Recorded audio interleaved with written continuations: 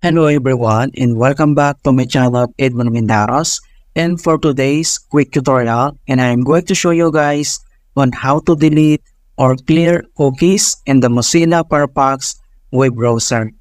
So when you browse the internet website, save cookies in your browser for a different reasons, such as being able to sign back in regularly, and you don't actually have to always enter your password back in if you have a certain browsing activity on that page.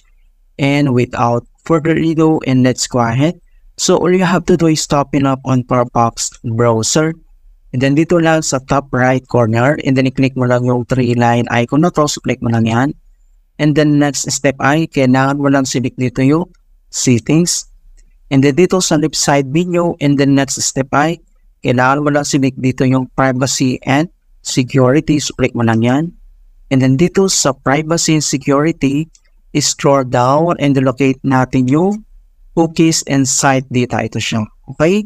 So kung paano ba natin ito clear or delete, dito sa right side ay kailangan mo lang i-click tong clear data. So click mo lang yan. And then pop up to mga kaibigan na clear data, clearing all cookies and site data stored by Firefox may sign you out of websites and remove offline web content. Clearing cache data will not affect your logins.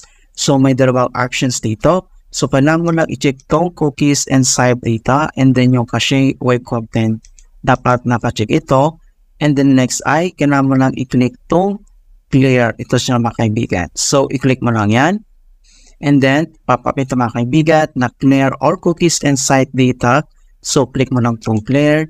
And then next ay close lang natin dito at kailangan lang natin mag-relaunch. Okay, so click mo lang ito.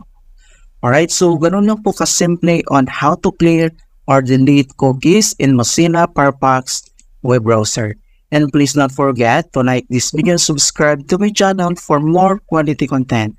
Thank you guys and see you in my next tutorial.